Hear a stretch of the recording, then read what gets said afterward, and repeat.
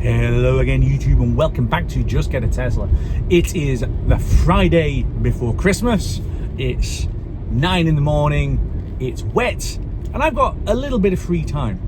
So I've decided to do something completely pointless. I do not need to do this, but let's go and have a look.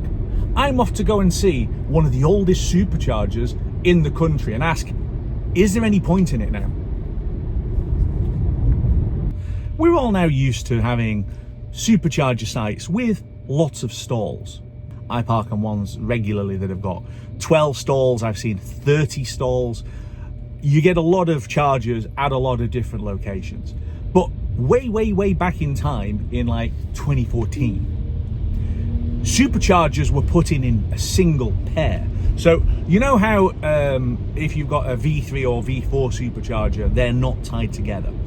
The older ones, the V1, which aren't there anymore, and then V2, were paired. So literally you've got one charger unit powering a pair of Tombstone chargers, and the two of them are tied together and the charge is split between them. So way back in time, they would literally install a single pair of Tombstones at a site and nothing else.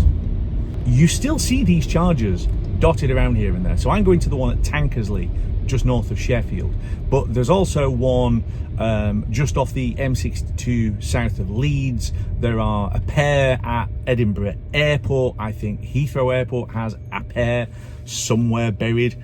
So they are still dotted around here and there, but they do tend to be ignored. So the Edinburgh Airport ones, as an example, I've never been to, despite charging up in Edinburgh an awful lot, because why go to the one at the airport when I can go to the main dealership site where there's, was it 16?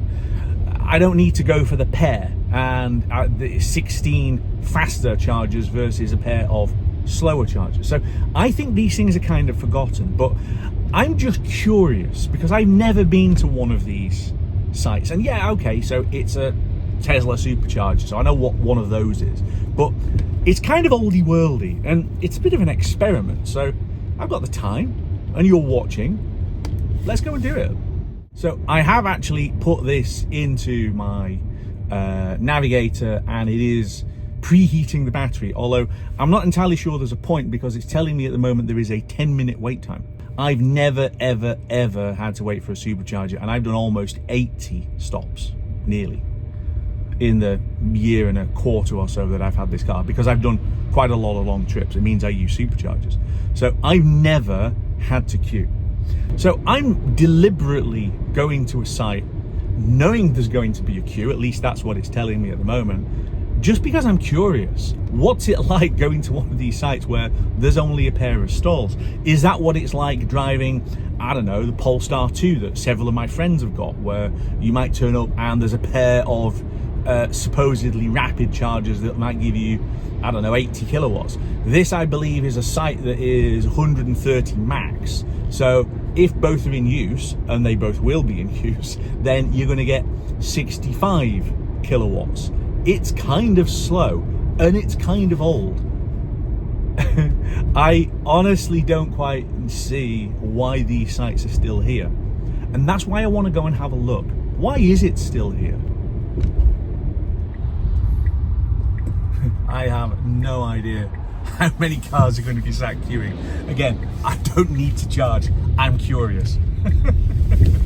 I've never been to this one before, so I have no clue. But let's go and have a look. So we need to turn right. Okay, and then we need to turn left. Okie dokie. Oop, I can see a Tesla. Oop, coming out. Is that a good thing or a bad thing? Am I going to be able to squeeze through that door? Ooh, hello. Squeezy.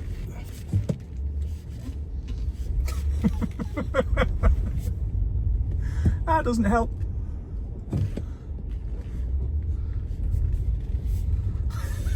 So, I think it's round here.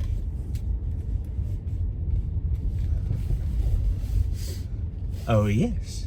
So we've got two stalls. There's no queue. There's only me. Okie dokie. So wow. Oh hello. There's a destination charger there.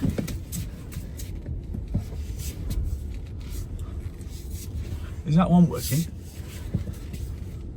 Right then, we have just got here.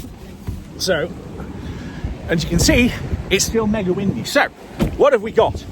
Well, to start off with, we have got 2 charging stalls, literally just 2. And we're kind of in the back of a hotel thing. We're kind of in the annex of the hotel.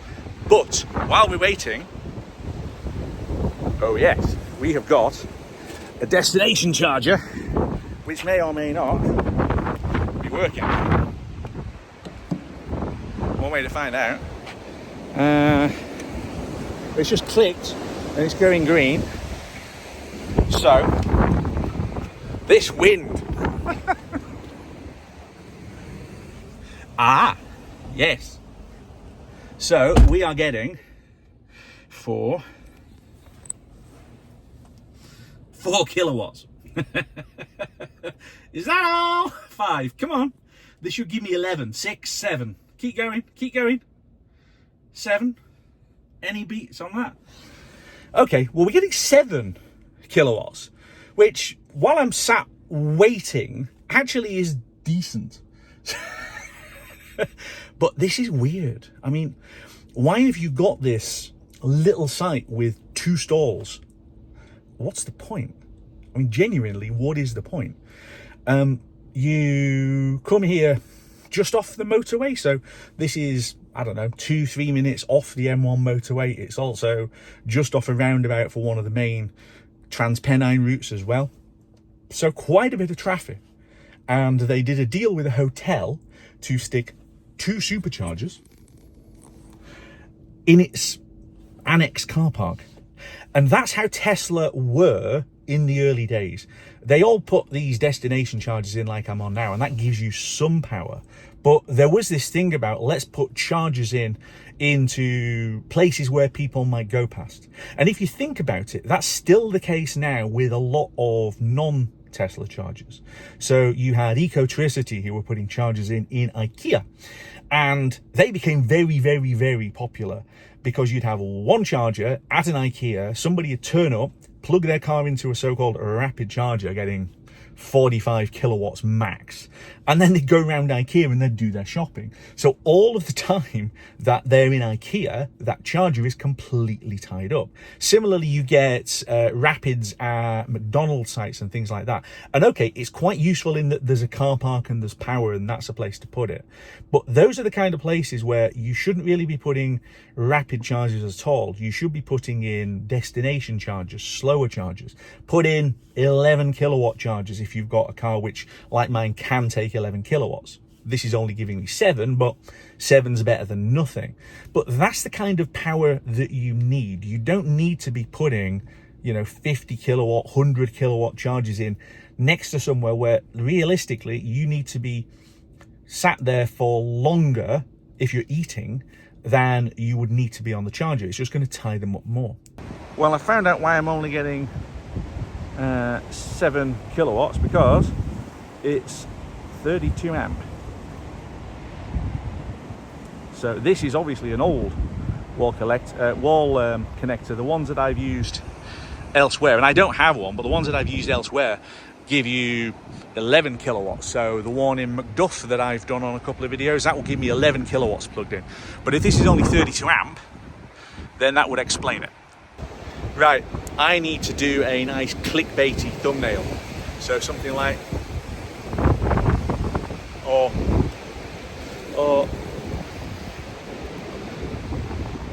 so this is a bit of an odd one, because I've said that I've never had to queue for the supercharge, and yet here I am queuing for a supercharge.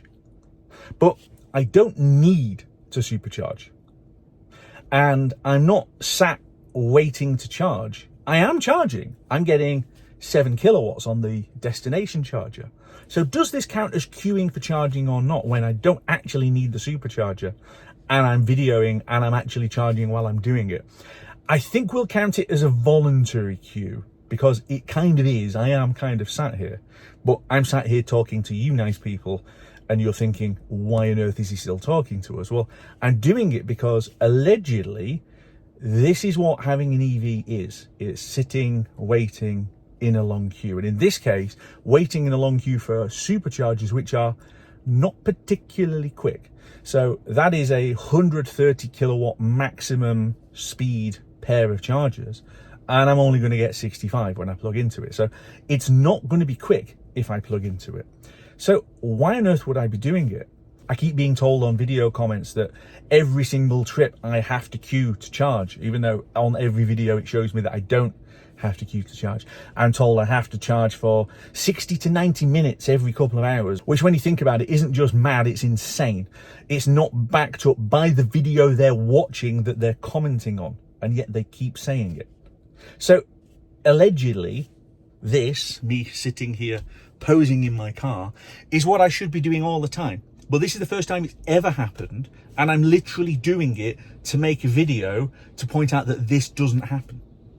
So if you don't know how Tesla navigation works with regards to superchargers, when you route yourself somewhere, it will automatically route you past whichever superchargers you actually need to get to. So I don't know, let's put in, I want to go to Edinburgh. So if I put in Edinburgh, it will route me past a supercharger to be able to get me there. So what it's actually suggesting that I do is go to the one in Leeds, admittedly for an hour and 5 minute stop, which is kind of painful. But the point is, it is sending me there, and the car will route me past the supercharger, precondition the battery, get it going, and then off we go that way. Now, obviously, we don't need to do that. The other thing you can do, of course, is tap on the map and hit the charging symbol, and that gives you a list of chargers. So if you go on to the supercharger you want to get to, it will navigate you. Obviously I am here, so it doesn't need to navigate me here.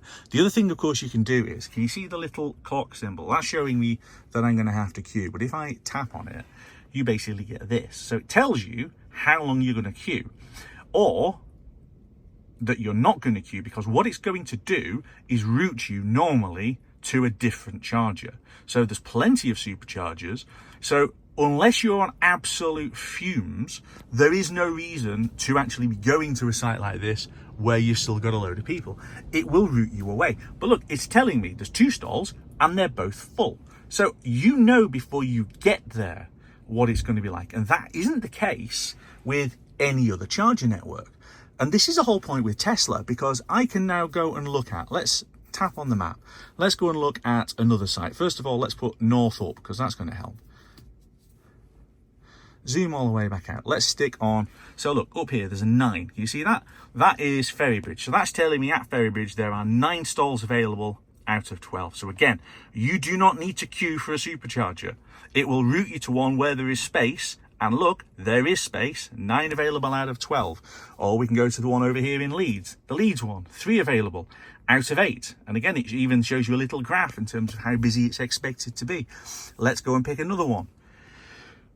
Yeah, 4 available, 5 available. The map tells you in real time how many people are on charging stalls, and this is kind of the whole point. Even T-Bay, which is supposed to be full all the time, 6 available out of 12. That is a big step forward. Yeah, that is a big step forward from T-Bay, where you used to have 8 stalls, which were split between the 2, like these ones. Now you've got 12 available. It's the V3 ones, and they go at full speed all the time. Charging with Tesla is easy. You don't have to queue. I mean, I'm queuing now, but I'm queuing now to show you that you don't have to queue. Which sounds a little bit odd, but I'm parked up at a supercharger, deliberately queuing, trying to show you how to use it so that you don't have to. So if I was going to anywhere else, then I would not be sat here. And I think with that, we're going to wrap it up here, because I'm not actually going on to the supercharger. I really don't need the power. I'm only running around locally today, and then it's getting charged up overnight at the hotel. So I don't need the power. So this is the point. If you use your navigation system properly on your Tesla, it will route you to superchargers where you don't have to queue. So don't fear the stories that you read in parts of the press, and don't listen to the people who post comments saying you will have to queue, because you really won't. If you use the car and let the car manage charging, you're not going to have to queue. It's that simple. And on that happy note, we're going to leave it there and say, don't forget to like and subscribe and hit the bell icon. You know all of those things already. And I'll see you back here very soon on Just Get a Tesla.